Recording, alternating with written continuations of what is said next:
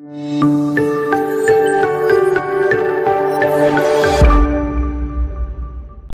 wassalamu ala Rasulillah sayyidina Muhammad bin Abdullah wa ala alihi wa sahbihi wa amma ba'd. Faqala syaikhul mu'allif rahimahullah wa nafa'ana bih wa bi ulumi bi asrar fi darin amin. Al-babul awal, bab pertama, fi fadlil ilmi wal ulama'i wa fadli ta'limihi wa ta'allumihi ila an qala wa qala sallallahu alaihi wasallam, bersabda Rasulullah sallallahu alaihi wasallam.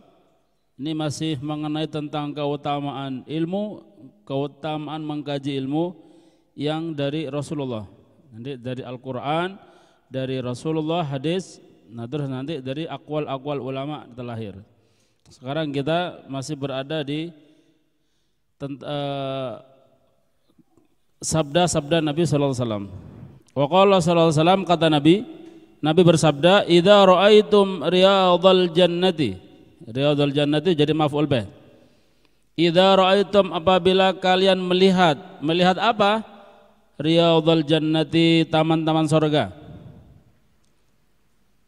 Idza itu adatus syarti, ra'aitum fi'lus syarti, jawab syaratnya farta'u, maka singgahlah, mampiro, gitu ya.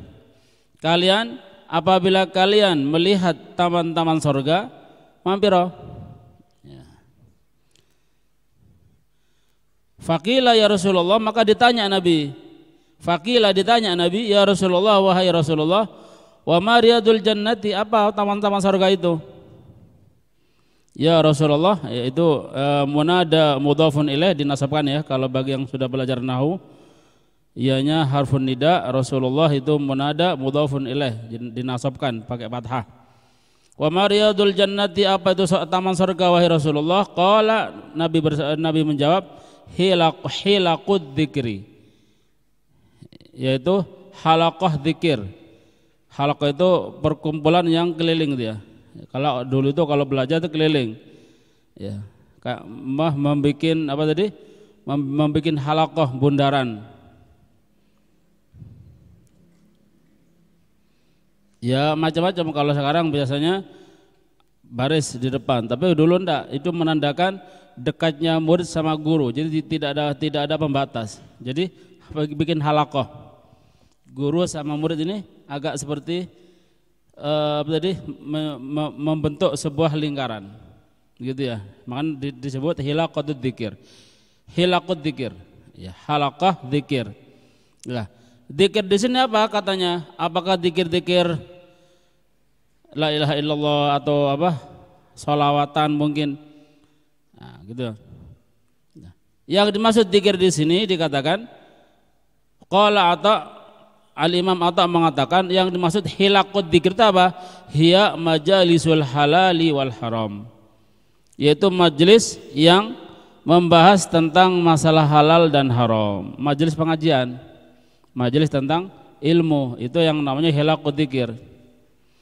Lah terus majelis-majelis yang lain itu apa? Masuk, cuma ini yang paling afdal, gitu ya. Ini yang paling afdal. Karena kalau majelis-majelis lain kita hadir, misalnya hadir namanya istighosah, hadir tahlilan, mungkin di situ baca la ilaha illallah, baca tasbih. Itu aja tanpa membahas tentang ilmu, ini pahalanya satu. Pahala apa? Dzikir tok, gitu ya. Tapi kalau majelis seperti ini itu pahalanya dua. Satu, dia dapat pahala zikir. Dua, dia dapat ilmu, gitu ya, lebih afdal. Dan Nabi ketika ketika suatu saat Nabi melewati 3 majelis, yang satunya zikir, kedua zikir, ketiga ketika ada majelis di situ membahas tentang halal haram, Nabi ikut serta di situ. Ya. Ditanya, ya Rasulullah, kenapa antum kok tadi hanya lewat saja, ketemu majelis pertama lewat, kedua lewat, terus setelah ketiga ini dia kok singgah, kok ikut serta? Iya, karena ini adalah majelis yang membahas tentang halal haram. Yang pertama baik, kedua baik, yang ketiga lebih baik lagi. Ya, majelis tentang ilmu itu yang lebih baik. Makanya nanti kalau kita disodorkan ada majelis sholawat, ada majelis zikir, terus di situ ada majelis taklim, maka yang afdal di majelis taklim kita hadiri. Ya, majelis taklim. Kalau bersamaan waktunya, Ya, tapi kalau waktunya beda-beda, kalau kita bisa menghadiri semuanya enggak apa-apa, afdal. Ya, terutama mungkin tetangga diundang, enggak apa hadir untuk menghormati. Cuma ketika disodorkan ada 3 majelis, maka pilih yang di situ ada ilmunya, majelis ilmu, gitu ya. Sholawatan, tahlilan, ngaji, maka yang ngaji, ya gitu, yang dipilih. Itu yang paling utama. Ya, hilaqud dzikir di sini maksudnya adalah halaqah, perkumpulan yang di situ membahas tentang halal dan haram. Kaifa tashtari, bagaimana engkau membeli, wa kaifa tusalli, bagaimana engkau salat, caranya membeli. Ini juga harus ada ilmunya. Ya. Orang dagang tuh ndak langsung ke pasar langsung beli, ndak. Jadi ngaji dulu. Ya. Karena dagang ini juga jual beli itu ada rukunnya. Salat ada rukunnya, ya kan? Jual beli ada rukunnya. Jangan kira itu biasa-biasa aja, ndak ada rukunnya. Kalau kita nggak tahu rukunnya, ndak sah jual belinya, jadinya haram, ya kan? Dia berarti ngambil hartanya orang yang bukan haknya karena tidak dijalankan sesuai dengan syariat. Nah, gitu. Ya kan? Ada rukunnya. Salah satu ya kan, nanti kalau kita belajar muamalah itu rukunnya jual beli ada berapa? Ada 3. Ya. Penjual dan pembeli, barang dan harga, sama ijab dan qabul. Ini ya. Dan nanti syaratnya yang orang yang jual seperti apa, syaratnya barang yang dibeli seperti apa, syaratnya ijab dan qabul bagaimana. Ini kalau keliru dia tidak sah jual belinya. Dia ngambil barangnya orang dikira ini milik sendiri padahal masih bukan, tidak sah sesuai dengan syariat. Ya apa ini? Dia kalau nggak ngaji. Nah, maka di sini itu perlu dibahas. Ya. Kaifa tashtari, bagaimana engkau membeli atau jual beli gitu ya. Bagaimana engkau bertransaksi dengan orang. Wa kaifa tusalli, bagaimana engkau caranya sholat. Wa kaifa tuzakki, engkau caranya zakat bagaimana. Wa kaifa tahujju, bagaimana engkau caranya berhaji. Ya kan? Ini perlu dipelajari. Dan majelis-majelis yang mempelajari yang semacam ini adalah majelis yang paling mulia, masuk zikir yang paling afdal. Wa kaifa tankihu, bagaimana engkau caranya menikah. Nah, nikah harus ada ilmunya, harus ngaji. Ndak moro-moro ente dewasa moro pengen perempuan langsung nikah, ndak kita seperti itu. Kenapa? Karena nanti kalau kita keliru nikah dalam nikah jadinya zina, ya bah, bayangan. Dia keliru dalam pernikahan, ternyata tidak sah nikahnya, dikira sah. Zina seumur hidup, bayangkan ya. Anaknya anak zina. Ya zina, pokoknya tiap saat zina ada ya nih. Ngumpulnya dengan perempuan tadi yang dikira istrinya padahal bukan, dia orang lain karena nikahnya tidak sah, tiap hari dia dosa. Ya kan? Kalau sah ya pahalanya luar biasa gitu ya. 24 jam dia pahala. Tapi kalau dosa, kalau tidak sah dosa. Makanya perlu ilmu, ya kan? Kasihan mereka yang tidak belajar mau nikah. Makanya kebanyakan mereka ini nikahnya tidak membawa kebahagiaan. Ya kan? Ya memang orang itu enggak ada selamanya bahagia. Cuma kalau dia didasari ilmu, kebahagiaan dinikmati, kesusahan, maka dia tetap akan menjalani dengan apa tadi? Dengan sesuai kewajiban. Kalau dia tahu ilmunya, ya kan? Nah, gitu. Wa kaifa tutallik, bagaimana caranya mentalak.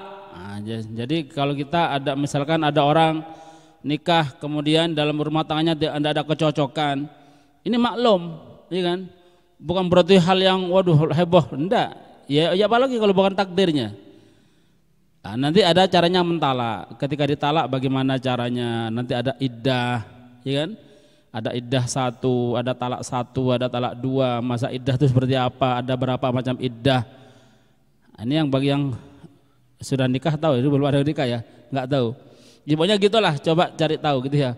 Kalau kita bahas di sini nanti pembahasnya beda.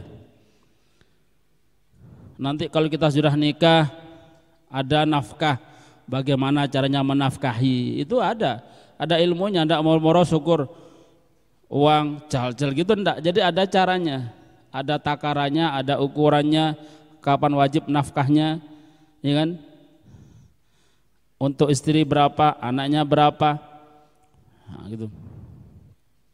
Wa ma asbaha dzalika dan lain-lain sebagainya, itu perlu ilmu, ya kan?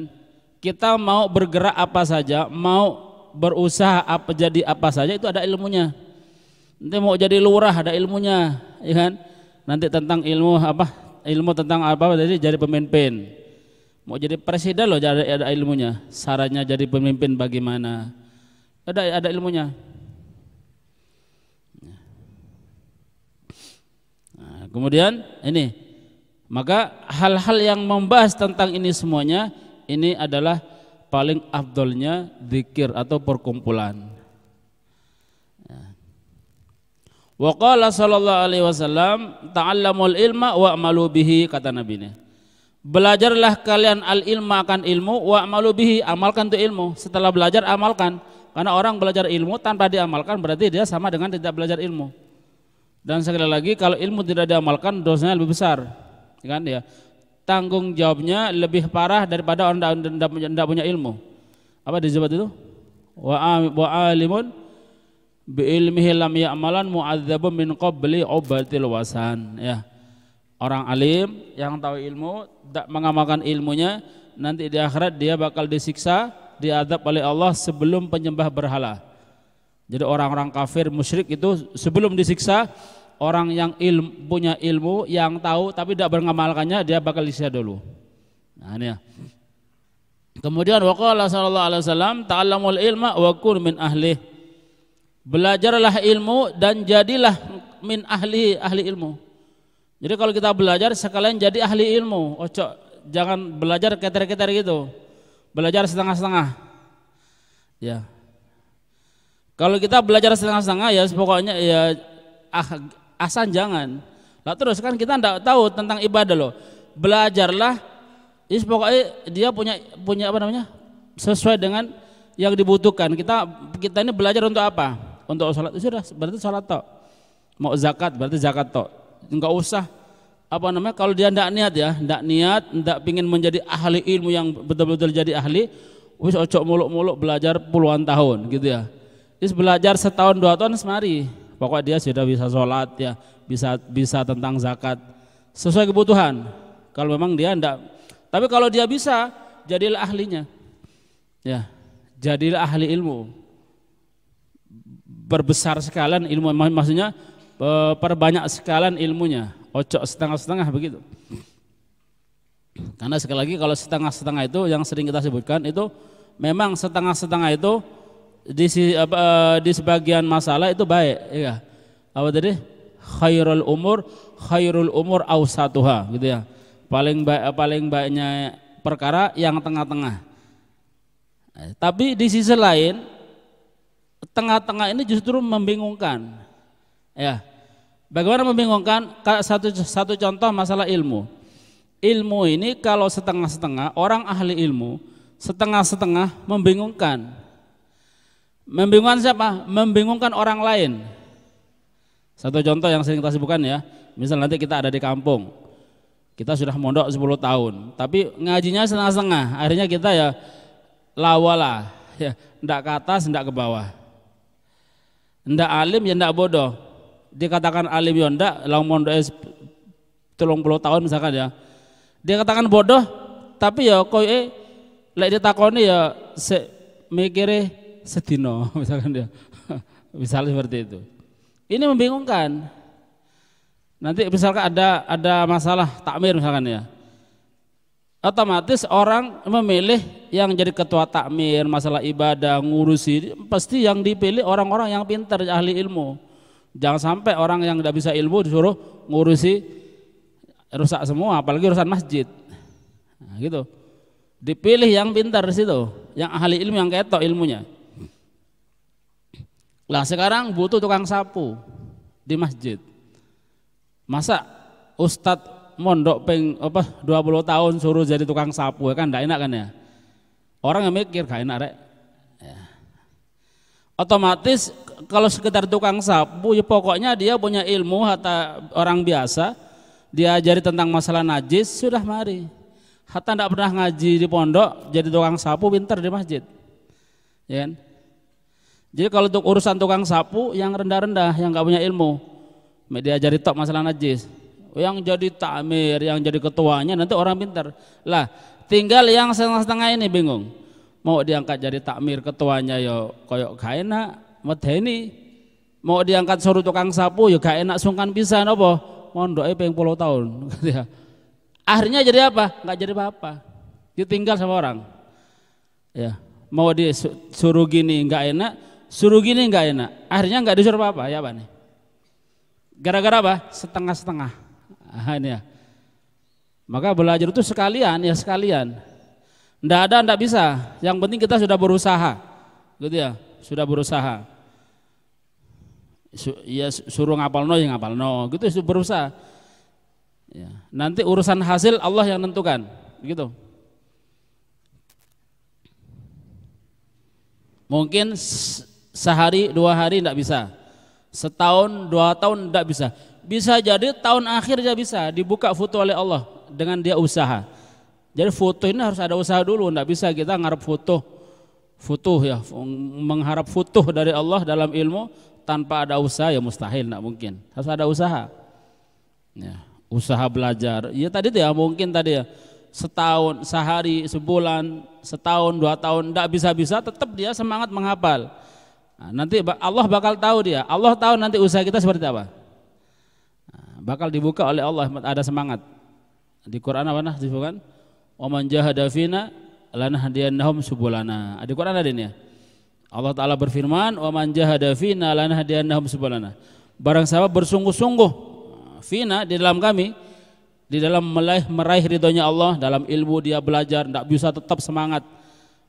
Pasti sama Allah suatu saat bakal dibuka. Walaupun tidak masuk akal. Kayak tidak masuk akal misalnya. Misal ngapal no sekarang pun lupa misalkan ya, saking tapi kan kita enggak kan ya, ngapal no sekarang pun lupa kan enggak ada, misal seperti itu, tapi tetap dia semangati, Allah bakal tahu kita semangat, bakal dibuka nanti sama Allah. Itu banyak kejadian seperti itu zaman dulu ya. Jadi enggak ada orang tak bisa, yang penting usaha ya.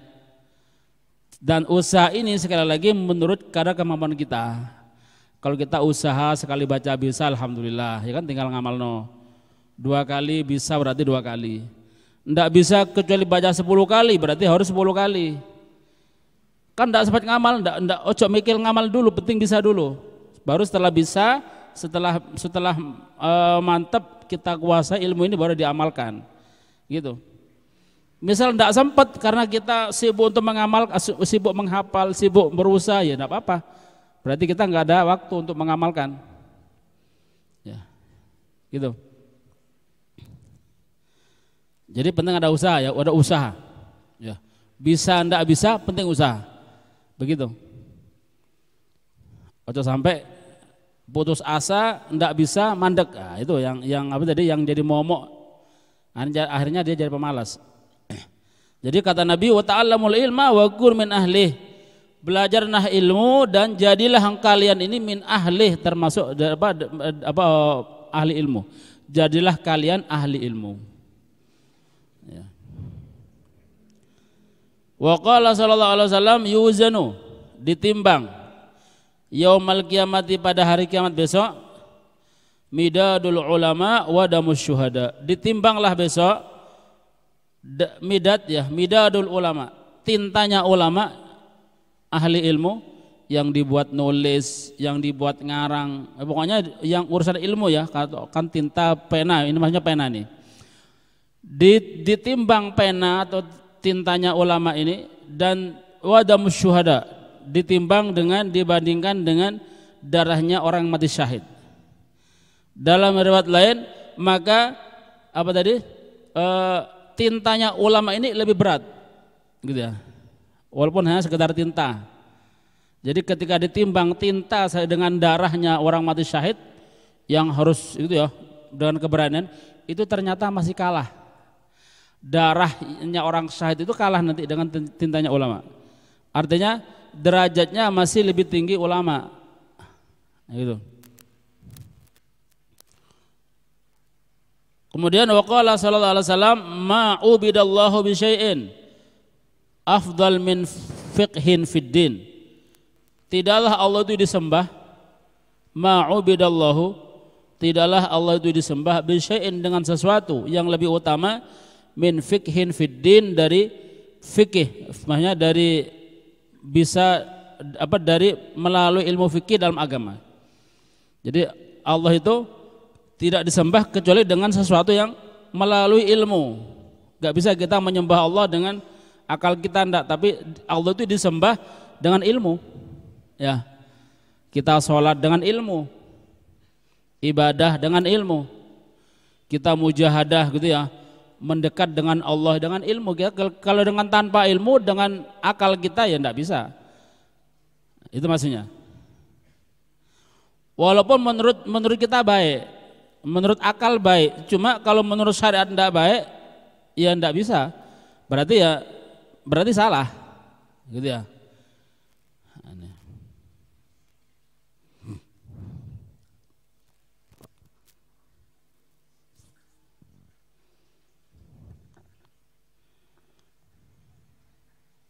Satu contoh misalkan ada orang salat, ya, ada orang salat kan dikatakan bahwa orang itu harus menjauh dari dunia, ya kan? Sehingga dia ketika sholat tidak kurang menjaga adab. Salah satu contohnya mungkin dia pakaiannya nggak diurusi, pokoknya sekedarnya, atau mungkin pokoknya suci gitu ya, pokoknya suci, pakaian nggak dicuci sak minggu, penting suci. Kan Allah nggak nuntut itu, ya. Misalnya seperti itu. Yang satunya berilmu, ada adab, ya kan ya, ada adab. Maka apa tadi? Yang lebih utama yang tadi yang ada ilmu, ada adabnya. Ya. Misalkan. Ya. Maka ada dulu zaman siapa itu? Syekh Abil Hasan Syadili. Nah, ya, jadi di zaman Syekh Abil Hasan Syadili Syekh Abil Hasan Syadili ini pernah didatangi oleh seorang darwis, ahli sufi. Ya. Orang darwis ini orang yang ibarat hidupnya ini enggak begitu ngurusi dirinya toh, enggak begitu bisa enggak begitu ngurusi dirinya.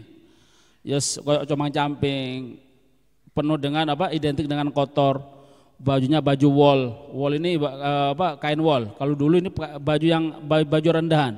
Kalau sekarang kain wol itu baju yang mahal, beda zaman dulu. Ya, suf itu kain wol. Jadi orang itu biasanya kalau orang sufi identik dengan pakaiannya pakaian suf, pakaian yang terbuat dari kain wol, bulu domba. Ini dulu pakaian yang rendah. Ya. Itu biasanya pakaiannya orang-orang ahli sufi banyak seperti itu, karena mereka orang ahli sufi ini kebanyakan mereka ini tidak ngurusi dunia, sehingga hidupnya ini nggak begitu terurus.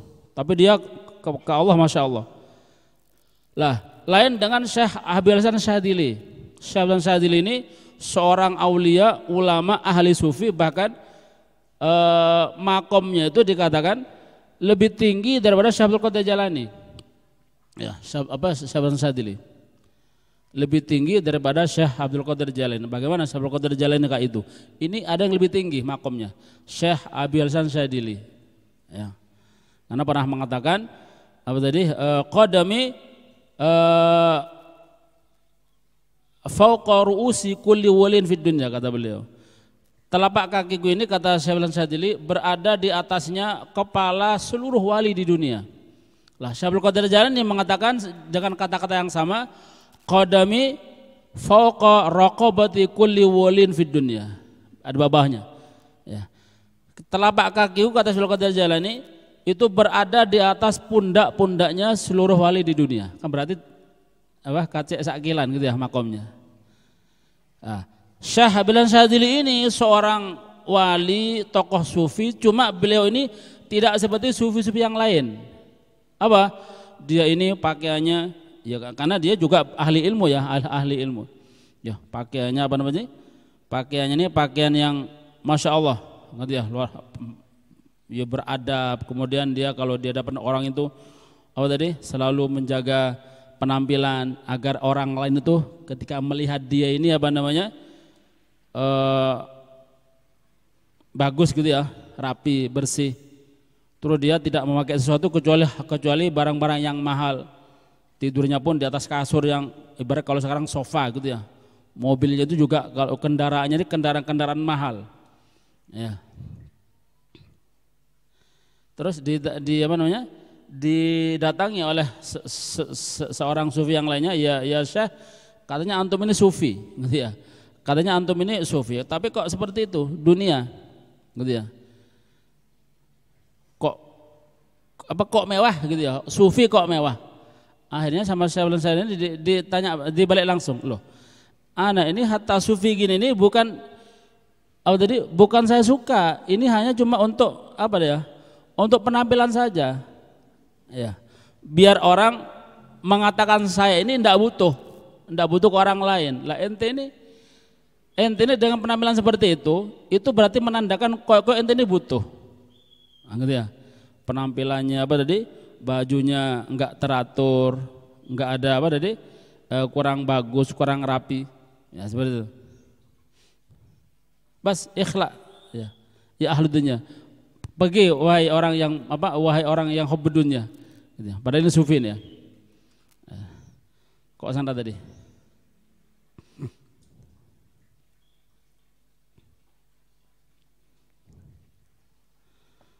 Apa tadi kok bahas tadi?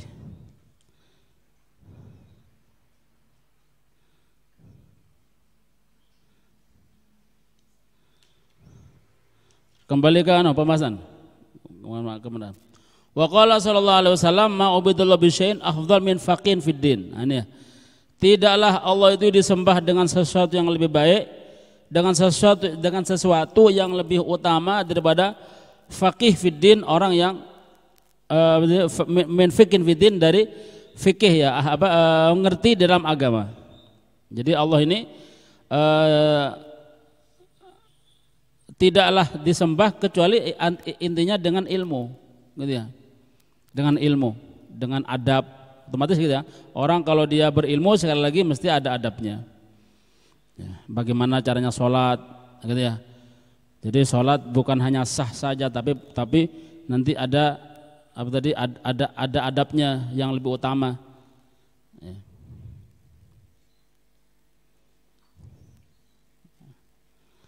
Wala faqihun wahidun asyaddu ala syaitani min alfi abidi. Dan sungguh orang yang faqih, orang yang ahli ilmu, ngerti di dalam masalah orang yang ahli ilmu gitu ya, faqih. Satu orang ahli ilmu itu asyaddu ala syaitan, lebih berat daripada syaitan untuk menggoda gitu ya, untuk menggoda orang ini min alfi abidi, daripada 1000 orang yang ahli ibadah. Tapi tanpa ilmu, artinya maksudnya tanpa ilmu yang banyak. Tapi sekali lagi min alfi abidi, dari 1000 orang abid. Abid itu namanya abid yang berilmu otomatis. Cuma ilmunya hanya sekedar untuk ibadah itu saja. Ya. Karena apa? Karena orang tidak dikatakan abid kecuali harus ada ilmunya, ilmu tentang ibadah itu saja. Nah, yang fakih ini maksudnya bukan hanya ibadah itu saja, tapi ilmu-ilmu yang lain. Ya, selain ilmu ibadah tadi itu, ilmu bagaimana tentang kesempurnaannya, tentang akhlaknya dalam ibadah gitu maksudnya. Ya. Kemudian waqala sallallahu alaihi wasallam yashfa'u yaumal qiyamah. Yashfa'u yaumal qiyamati salasatun al anbiya'u summal ulama summas syuhada. Yashfa'u memberi syafaat nanti pada hari kiamat salah satu 3 golongan. Jadi 3 golongan ini akan memberikan syafaat. Yang pertama al anbiya, para nabi. Ya. Jadi nanti golongan pertama yang memberikan syafaat, pertolongan pada orang lain itu adalah al-anbiya. Yang kedua summal ulama. Nah, ini ya, setelah para nabi baru ulama. Ulama ini nanti juga diperkenankan untuk memberi syafaat. Kalau nabi ini diberi syafaat untuk diperkenankan untuk memberi syafaat kepada seluruh umatnya. Kalau ulama ini nanti diberi syafaat kepada murid-muridnya. atau orang-orang yang mencintainya, keluarganya, muridnya atau para pecintanya, itu nanti diberi syafaat oleh ulama tadi. Ya. Sebenarnya juga ada lagi pelajar ilmu, ya, thalabul ilm, yang ikhlas karena Allah Ta'ala, kemudian dia meninggal dalam keadaan menjadi thalabul ilm, nanti juga dia akan diperkenankan untuk memberi syafaat kepada 70 orang, ya, 70 orang dari keluarganya dan teman-temannya yang dia kehendaki. Diperkenankan untuk memberi syafaat 70 orang santri. Kalau gurunya, ulamanya itu lebih menyeluruh, muridnya, muhibbinnya sama keluarganya. Ya, nanti itu yang disyafaati. Summa syuhada, kemudian orang-orang yang mati syahid ini nanti diperkenankan oleh Allah untuk memberi syafaat di hari kiamat. Kemudian urwiya annal ulama, diriwayatkan bahwa ulama itu annal ulama yaumal kiamati, di hari kiamat nanti, ala manabir, di atas mimbar-mimbar. Mimbar, ya, mimbar ini tempat duduk yang ada di atas, namanya mimbar. Kayak kalau di masjid itu ya mimbar ya, tempatnya khotib itu mimbar. Atau kalau di luar masjid, di selain masjid mungkin ditamsilkan seperti kuade. Kalau orang jadi menganten kan ada di atas kan, didudukkan di atas kemudian dipajang, itu mimbar namanya. Jadi mimbar ndak harus kayak di masjid itu ndak, ya, pokoknya ada di atas, di kursi yang khusus istimewa, itu namanya mimbar. Nah, nanti ulama digitukan. Di akhirat nanti ulama itu didudukkan di mimbar-mimbar itu, jadi ada di atas. Nah, karena mereka pemimpin, ya. Di dunia pun memimpin, nanti di akhirat pun dia bakal jadi pemimpin, ada di atas juga, ditinggikan derajatnya oleh Allah.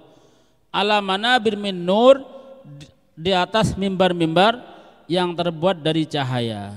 Nah, kemudian terakhir wa naqala al-Qadhi Husain, memindah atau meriwayatkan siapa Al-Qadhi Husain fi awali ta'liqatihi, di dalam awal ta'liqatnya kitabnya beliau, ya, annahu ruwiya, bahwa diriwayatkan anin Nabi sallallahu alaihi wasallam, ya, diriwayatkan dari Nabi, ada sebuah hadis mengatakan, apa katanya?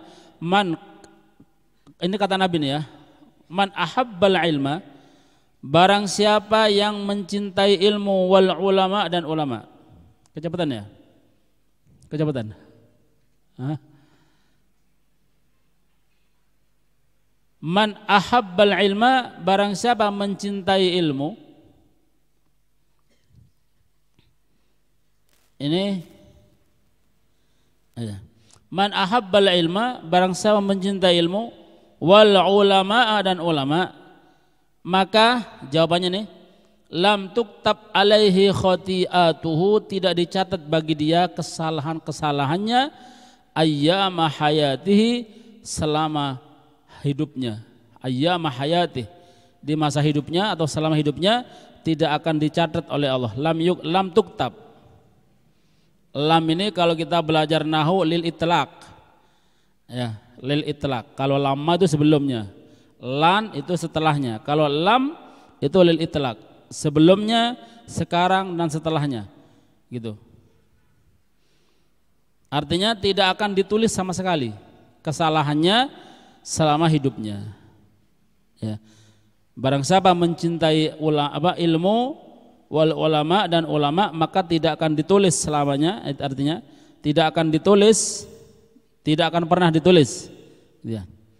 Karena kalau tidak akan berarti sebelumnya sudah tidak akan pernah ditulis, baik sebelumnya atau setelahnya, bagi dia khati'atuhu, kesalahannya, ayyama hayati, selama hidupnya. Loh, kok enak? Artinya begini.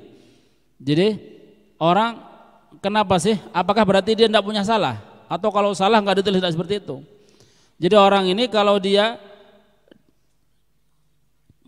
cinta ilmu, otomatis dia itu alim, gitu ya. Kalau cinta ilmu, otomatis dia bakal mengamalkan ilmu tadi. Cinta ulama, otomatis dia bakal dekat dengan ulama, dan juga bakal terpantau oleh ulama tadi.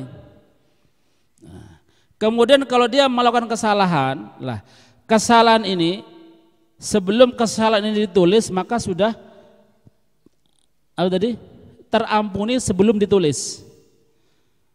Jadi sebelum atau kesalahan ini sebelum ditulis sudah ada orang yang menasihati dia untuk bertobat. Tapi siapa? Ulama tadi. Kenapa? Karena ada dekat dengan ulama.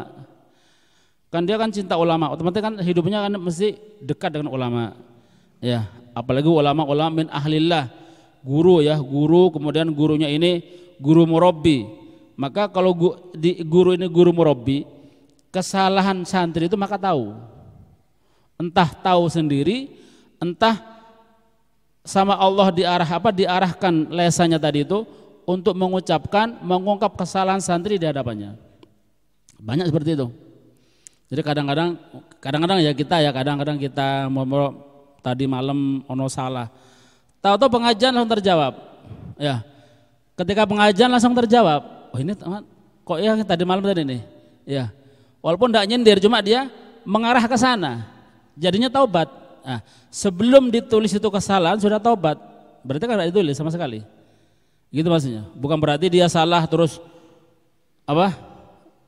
Enggak. Jadi kesalahannya itu sebelum ditulis sudah kembali lagi kepada Allah. Dengan apa? Dengan ilmu yang dia ketahui. Satu, otomatis. Karena ketika dia melakukan kesalahan mesti sadar, ya Allah, sadar dengan ilmunya. Atau ketika dia melakukan kesalahan setelah itu dia akan ditegur oleh murabbinya atau ulama yang dia dekati, yang dia cintai. Karena namanya kesalahan itu nanti ada ya di kitab Tamil Ghafilin itu, orang itu kalau melakukan kesalahan maka malaikat pencatat apa tadi? Kesalahan tadi, raqib atid ya, malaikat atid. Atid itu tidak langsung nulis. Tapi lapor dulu kepada malaikat raqib, karena raqib ini atasannya. Ya malaikat raqib, tulis apa enggak ini? Jangan katanya. Ya. Tapi tunggu khamsa saat. Ada yang mengatakan ada yang mengatakan 7 saat, ada yang mengatakan 7 jam. Tunggu 5 jam. Kalau orang ini taubat atau istirja, kembali lagi kepada jalan Allah, maka sudah enggak usah ditulis. Ya. Jangan taubat kalau dia punya kesalahan. Melakukan kebaikan aja sudah terhapus. Ya, ada hadis apa? Wa adbi'is sayyi'atal hasanah tamhuha. Kan gitu kan? Ikuti kejelekan dengan kebaikan, langsung dia terampuni dosa tadi. Tapi ojoan ya. Misal kita sekarang keberujut salah tadi siang. Terus setelah itu dia waktu duhur, wudu, sholat sunnah, sholat asar, sudah. Berarti kan tadi setelah kesalahan dia melakukan kebaikan, maka kebaikannya sudah menghapus yang tadi. Gitu. Ini berkat apa nih? Berkat ilmu. Ayo kan ya. Jadi katanya man ahabba al ilma wal ulama lam tuktab ali khati'atu ayyam hayati. Barang siapa mencintai ilmu dan ulama, maka tidak akan ditulis bagi dia kesalahannya selama hidupnya. Wallahu a'lam bishawab. Subhanakallahumma wa bihamdika asyhadu an la ilaha illa anta Afwan, assalamualaikum warahmatullahi wabarakatuh.